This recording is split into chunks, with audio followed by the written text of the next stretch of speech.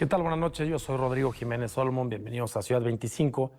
Vamos a platicar sobre lo que está sucediendo en la negociación, en la evaluación del Tratado de Comercio Trilateral México, Estados Unidos, Canadá. Hemos enfocado la comunicación en la relación con Estados Unidos. Hay que recordar que son 3 países, somos 3 socios, y vaya que ha sido complicada los últimos meses. Regresa al poder el presidente Donald Trump, imprime su estilo que ya conocemos todos. Ha habido 4, nada más, imagínense, 4 veces que la presidenta de la República ya anuncia disminuir o contener aranceles extraordinarios a los ya impuestos a México, y esto será pan de cada día por los próximos 4 años. Quiero dar la bienvenida a un experto en la materia, consultor en políticas públicas, en comercio, Jorge Molina. Bienvenido, Jorge. Muchísimas gracias y a tus órdenes. Jorge, estamos regresando en el tiempo a cuando nos despertábamos de pronto y a las 6:30 de la mañana había una publicación en el entonces Twitter, ahora X, del presidente Trump, que reventaba las negociaciones en el mundo, que fijaba una postura completamente diferente. Hoy no puedes sentirte tranquilo en la mesa diciendo, esto negocié, esto va a suceder, porque el efecto Trump es cambiante. Sí, y además tiene una estrategia muy clara, que es, vamos a decir, aquí hay 2 cosas. Por una parte, de que por primera vez los aranceles no se están aplicando solamente como un tema económico, sino también se están aplicando como sanciones políticas con el fin de lograr otros resultados además de lo económico para los Estados Unidos. El caso de Brasil, en donde al presidente Lula se le acusa ahora de infringir derechos humanos por seguirle juicio político al expresidente Bolsonaro. Sí, sí. El anuncio del aumento a los aranceles a la India al 50%, cuando ya tenían un acuerdo. ¿Por qué? Según esto, que por adquirir petróleo ruso. El tema de Sudáfrica, por infringir derechos humanos. Y el caso de México y Canadá, ¿por qué? Pues porque por el caso del fentanilo, aunque en el caso de Canadá eso no hay. Pero eso por un lado.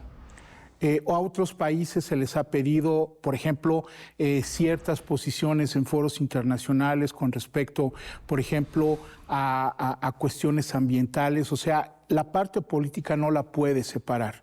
Y lo que tú decías de la incertidumbre que se genera es el otro tema.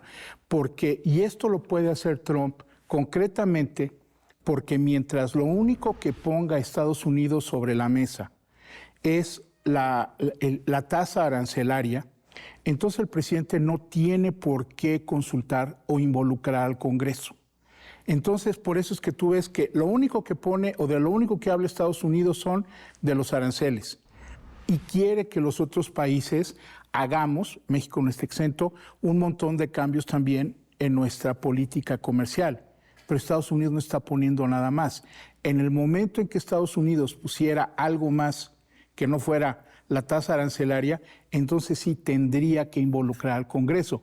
Pero al no involucrar al Congreso, eso le permite cambiar o simplemente, no solamente cambiar de parecer, pero incluso cambiar términos que se hayan acordado sin avisarle a nadie. Claro, a ver, es muy interesante porque el arancel es una figura, es una palabra muy elegante ahora, pues es un impuesto.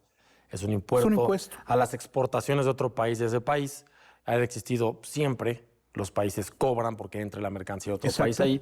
Y vaya que es rica y atractiva la economía de los Estados Unidos. Es el gran mercado a los que muchos países queremos venderle.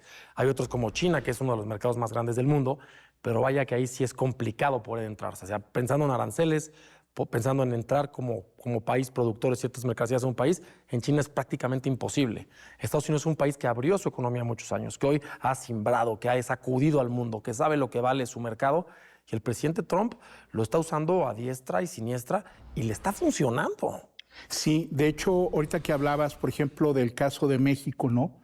Durante el primer semestre del año, México fue el principal socio comercial de Estados Unidos al representar el 15.2% de su comercio total. O sea, es la suma de importaciones y exportaciones.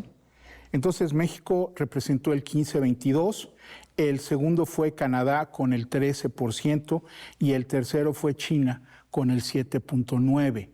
Aquí hay que ver que precisamente la aplicación de los aranceles, desde su primer periodo de gobierno 2016-2020 fue mermando poco a poco la postura de China en Estados Unidos, porque hoy tienen el 7.9 del comercio total de Estados Unidos.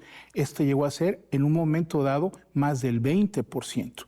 Entonces ahí digamos que la gran preocupación de países como México y otros que somos sus proveedores importantes es que estos aranceles no lleguen a mermarnos de manera de ir perdiendo. ¿Por qué?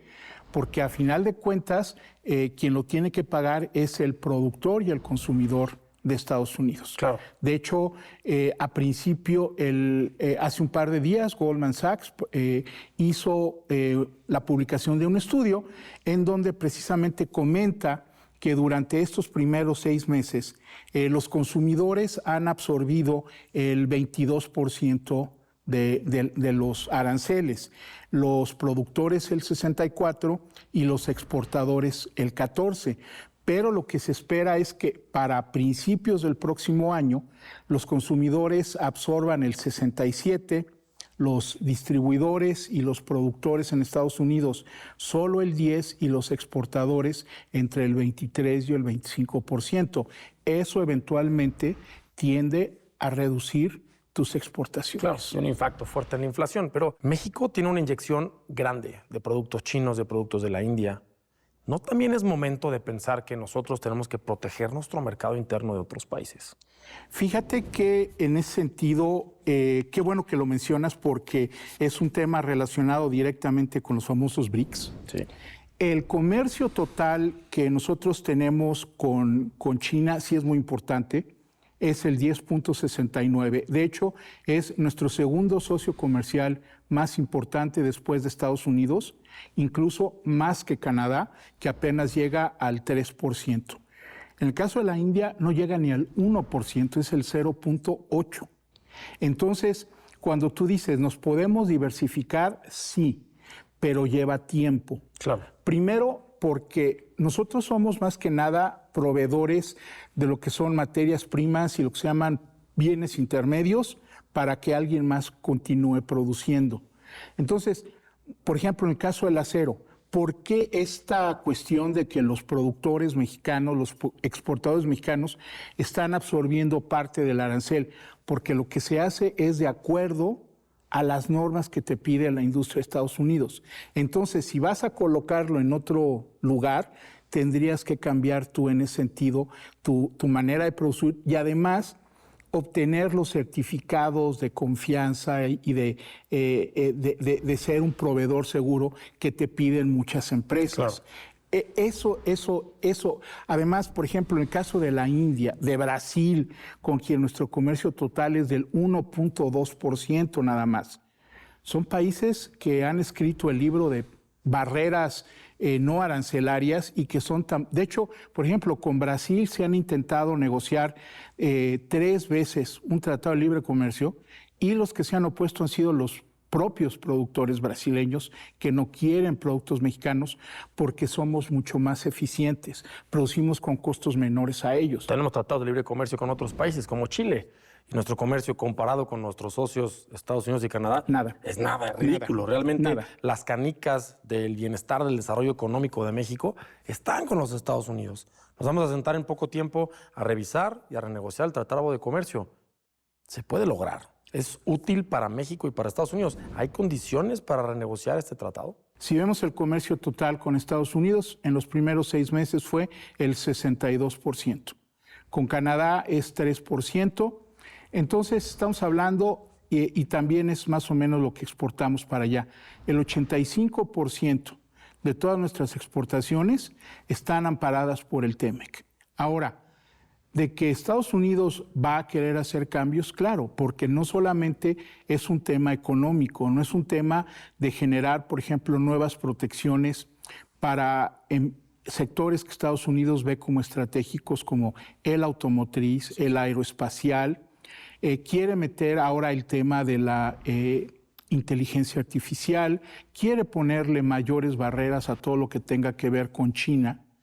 Pero también, como te digo, es un tema político. Claro. Entonces, ahí el que se haya ya estado hablando de que Estados Unidos, por ejemplo, pretende para ciertos sectores el poner cuotas de exportación. Sí, tú me puedes exportar coches, pero solamente tantos por mes o solamente bajo estas condiciones. Entonces, de que sigue siendo importante, sigue siendo importante. Porque por otro lado, tú no ves que haya un esfuerzo concreto de parte del gobierno mexicano para diversificar. Hablabas tú de los otros tratados que tiene México. Tenemos, por ejemplo, la Unión Europea. No hemos hecho nada por ahí. Tenemos un tratado con Japón, tenemos el Tratado Transpacífico, en donde tienes a Australia, tienes a Japón. Sí, pero ¿qué se ha hecho en ese sentido? Y también es un tema de cadena logística, Jorge. Somos vecinos, México, Estados Unidos. Es la frontera más transitada de personas y bienes. Eso es lo que nos da a nosotros una ventaja que nadie más tiene. Porque solamente tienes el periodo de traslado, el solamente pasar por una aduana. Eso te reduce los costos brutalmente. Claro. Ahora, la otra cuestión es de que tú ves, por ejemplo, el crecimiento del ingreso de la población y donde hay mayores tasas de crecimiento del ingreso es en el área de Asia-Pacífico. Sí. Entonces ahí la cuestión de que o nos volteamos o no nos volteamos. Y ahí tú tienes también que el propio sector privado no está con una sola... no es solamente una voz. Tú ves, por ejemplo, a los productores de los estados del norte que dicen, es Estados Unidos, se acabó. Pues están a kilómetros de distancia. Exactamente. Pocos. Y los únicos que dicen, vamos a ver hacia Asia, son Bajío, centro del país y el suroeste. Entonces, ahí la cuestión es también cómo México, y en este caso el gobierno, qué puede hacer para incentivar el buscar otros mercados. Porque si tienes el tratado, eso nada más te da la puerta de entrada, pero no te garantiza nada más. Claro. Entonces, ¿qué puedes hacer tú también para ponerle un dulce ahí a los empresarios y que digan, mira, acá también puede haber una oportunidad? Mencionabas al principio, esto es un tema comercial. El tratado es comercial. Pero se están políticamente mezclando muchos temas. Están metiendo seguridad, fentanilo, crimen organizado, carteles. Eso no lo contempla el tratado. El tratado es un tema comercial. Y vaya que se ha contaminado con muchos otros temas. Vemos al gobierno mexicano, apenas hace unos días vimos la entrega de más capos del crimen organizado, mezclar el tema del tratado de los aranceles con crimen organizado, con fentanilo. Cuesta trabajo enfocarse y saber decir es comercio y el tema tiene que ir por acá.